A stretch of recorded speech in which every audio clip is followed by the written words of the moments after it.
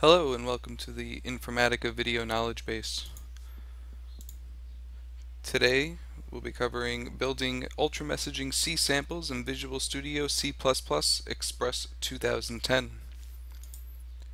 This video will cover how to create a project for an ultra messaging sample application, how to add the dependencies and libraries needed to build that sample, how to add command line arguments and environment variables for running that sample, and finally building, running, and debugging inside of Visual Studio Express 2010. Prerequisites: you must have an ultra messaging software installed, UMS, UMP, or UMQ. For this sample we are using UMQ version 6.0. You'll want to have installed the Microsoft Windows 2005 redistributable packages for 32 and 64-bit. Particularly if you're on a 64-bit system, you will need the 64-bit redistributable package. And finally, you'll need Visual Studio C++ Express 2010. So let's jump right to it. Here I have Visual Studio C++ 2010 Express Edition. We're going to create a new project. You can also get to here from File, New, Project. We're going to create an empty project, and for this sample we're going to use LBM receive. So we're going to call it LBM receive. I have my project directory here, C:/projects, and I'll allow Visual Studio to create a new directory for this solution. And here we have the empty solution right here. First things first, we'll need to add our source files. I'm going to get them directly from the documentation's example folder. So I'm going to right click on source files, add existing item, and then we'll need to navigate to where that's installed. So it's program files x86, which means it's the 32-bit package, Informatica, UMQ 6.0,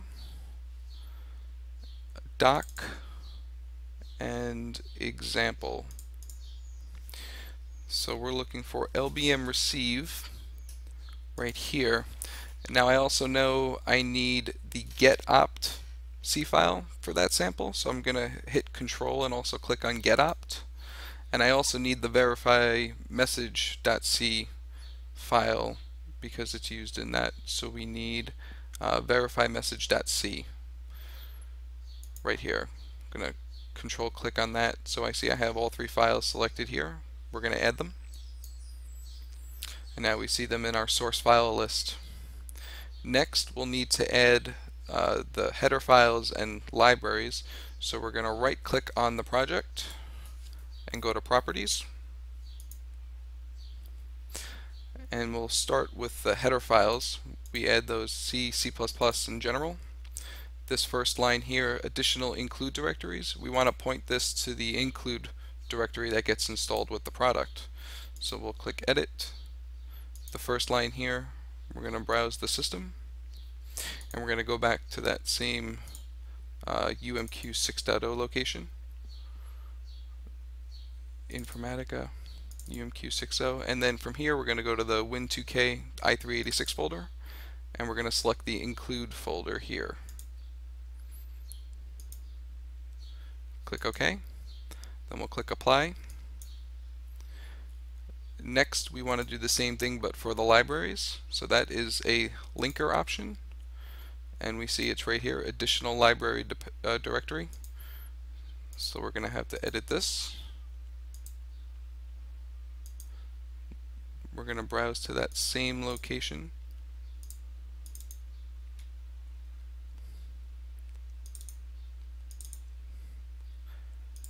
and then this time we're going to select the lib directory. Click apply, and then finally we want to add the library itself, so we go to input,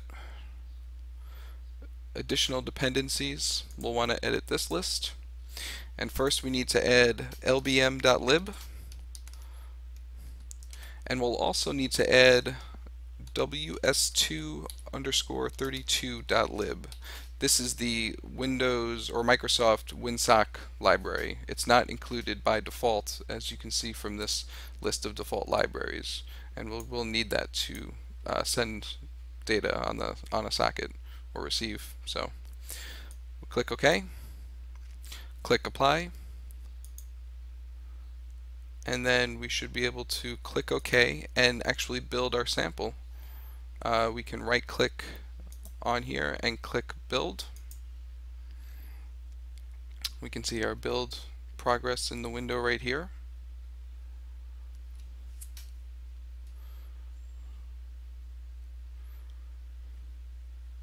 There are a couple of warnings, but you do see we are successful. Build 1 succeeded.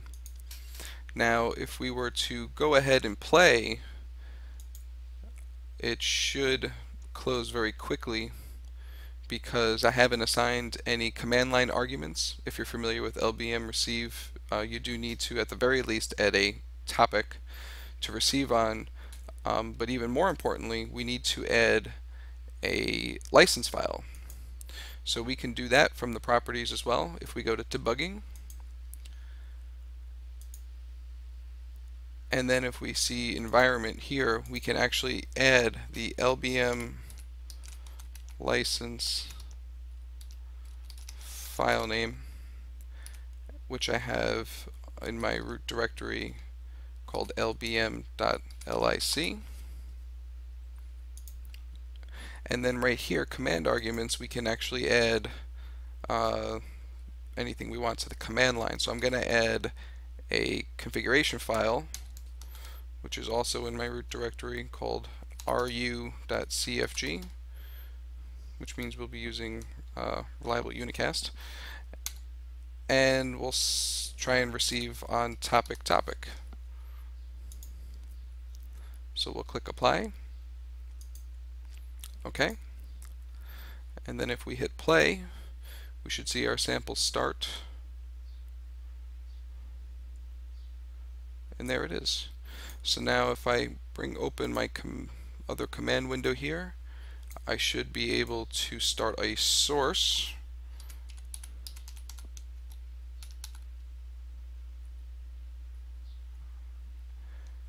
Assign it to that same config file and publish on the same topic. Then we see our receiver starts receiving data. And that's it. So we'll close our source. Our receiver will stop. We'll close the receiver. And that's it. Now you have all the tools of Microsoft Visual Studio C++ for debugging your application. You can do anything like breakpoints or pausing to check out your structure values and whatnot. It's a great tool for debugging any issues you find in your application. So that's it. We'd love to hear from you.